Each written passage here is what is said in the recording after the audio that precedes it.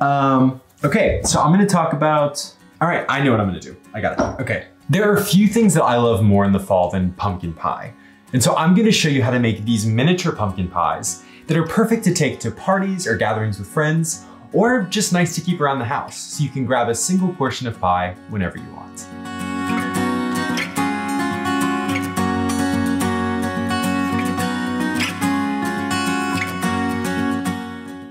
Who does not love a miniature dessert? In my opinion, there are a few things that are more charming and fun, but also like easy to grab and easy to eat, and easy to limit yourself from having a little bit too much. I have a perfect dessert for this fall, and that's miniature pumpkin pies. This recipe is really easy to make something that looks kind of impressive. First things first, you are gonna start with your pie dough. The recipe calls for the Southern Living recipe for a single pie crust pastry. It's super easy to make, and honestly, it's a recipe I trust all the time. So I have one of those here, and you're gonna flour your surface and we're gonna roll it out. And I'm rolling this out to about 1/8 of an inch thick. We're gonna have to re-roll the scraps in order to get all 12 circles, but it's quick and it's easy. If your pie dough starts to crack, you can just pick it up, redust it, and quarter turn it to keep rolling.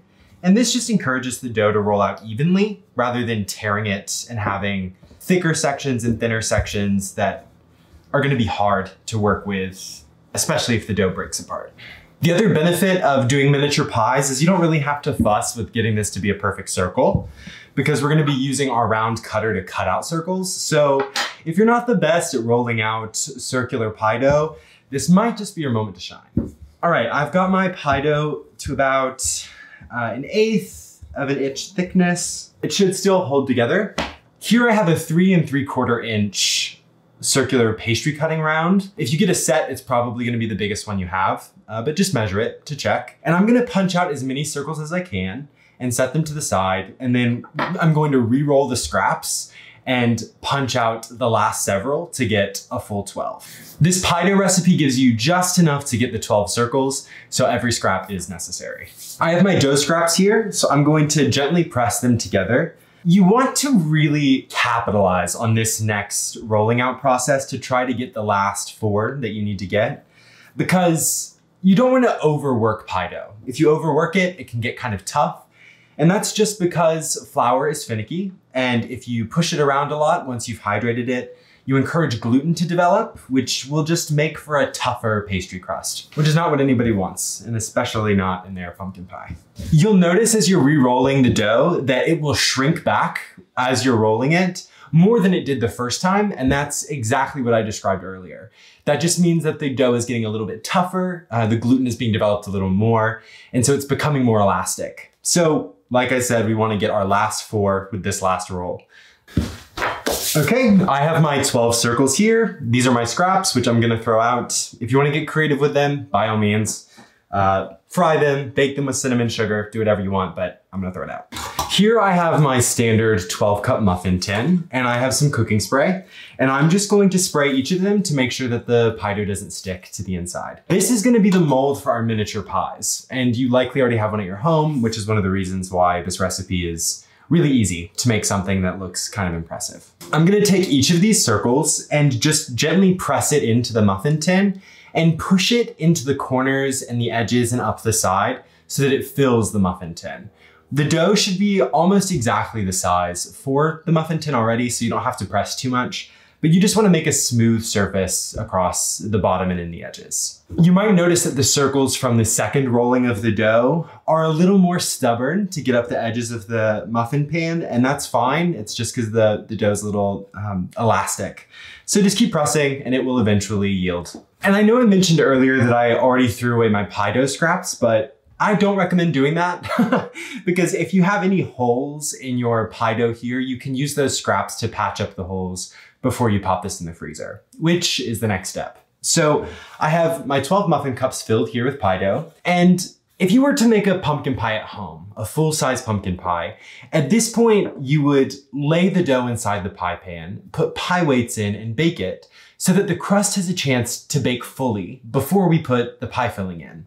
But Doing a bunch of pie weights in 12 little cups like this is honestly a pain in the neck. So what we're gonna do is we're gonna freeze this for at least 2 hours or overnight, and then transfer it directly from the freezer into the oven. This kind of does the same thing in that it allows the pie dough to cook without puffing up as much and allows it to bake through evenly before we pour the filling inside. So I'm gonna pop this in my freezer and let it sit there for a couple hours. Admittedly, I already did one earlier and it's been in my freezer for 6 hours, so I'm gonna grab that one and transfer it to my oven. So here's the one that I prepared earlier. I have my oven preheated to 350 degrees, and I'm just gonna pop this in for about 13 to 15 minutes until it's lightly browned. Some areas might puff up a little bit, and that's okay, because I'll show you a trick for how to fix it. While those are in the oven, it's now time to make the filling, and it's just 7 ingredients that we're gonna whisk together. So the first 2 ingredients are a 1/4 cup of half and half and a 1/4 cup of dark brown sugar. And it's important to use dark brown sugar because dark brown sugar has a higher molasses content than light brown sugar or granulated sugar. And so it lends a deeper, richer sweetness that your palate associates with the spices that go into a pumpkin pie. So we're gonna whisk these 2 together until the sugar is dissolved. All right, and now that our sugar is dissolved, we're gonna add 1 large egg and 1/2 of a teaspoon of vanilla extract. And now we're just gonna pop the egg yolk and whisk until it's homogeneous. All right, and here I have 3/4 of a cup of canned pumpkin, and I'm also gonna add my spices. So here I have 1/2 teaspoon of ground cinnamon, and then 1/4 teaspoon of ground ginger and ground nutmeg. Add these, whisk it together until it's smooth, and then our filling is complete. The egg in a pumpkin pie serves a really important purpose because not only does it set the filling, but the egg white, as you're whisking it, will catch air that will expand in the oven. And that's what makes the filling of a pumpkin pie really light and almost custardy. And then the half and half is just gonna lend richness, which helps communicate all of the really wonderful flavor from the spices all across your palate. Before I keep going and spill some more of my baking secrets, be sure to give this a thumbs up so that you can have access to other recipes that you'll want to save room for. You should notice that the edges are crispy and a little layered. You can see kind of the flaky pastry, but it's not really browned yet. And that's because once we pour the filling in, we're gonna bake it for another 25 minutes, and that will finish browning up the crust. This first bake, just make sure that we don't have raw dough in the final product. So I'm now just gonna let these cool for a few minutes, and then we're gonna fill them with pie filling and throw them back in the oven. I have my filling here, and my crusts are slightly cooled, and I'm just gonna use a tablespoon measure to fill up each of these crusts almost to the top. Each of them will take probably about 1.5 tablespoons of the filling. Now that my crusts are filled, I'm gonna pop this back into my 350 degree oven for about 25 minutes, just until the filling is set. And when you tap it, it wobbles a little bit, but it is baked through. Now that my crusts are filled, I'm gonna pop it back into my 350 degree oven for about 25 minutes until the filling is set and the crusts are nicely browned. You can tell that it's done by lightly touching the center of one of the pies, and it'll spring back a little bit to the touch, but still be a little wobbly.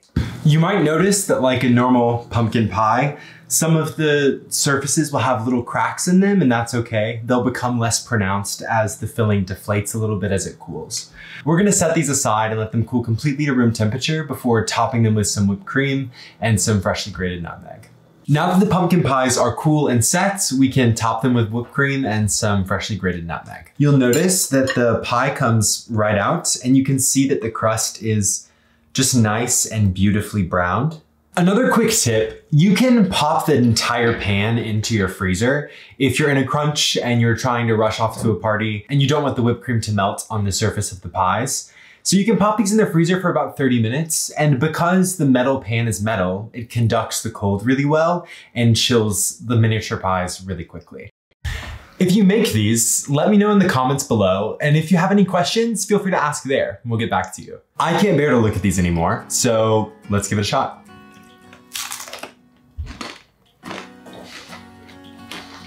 If you like pie crust as much as I like pie crust, this is one of the perfect desserts for you. Because you get a ton of this flaky, buttery, chewy crust, but mixed with the really well-spiced, smooth pumpkin-y filling, and then obviously the delicious creamy whipped cream on top. It's honestly perfect for fall.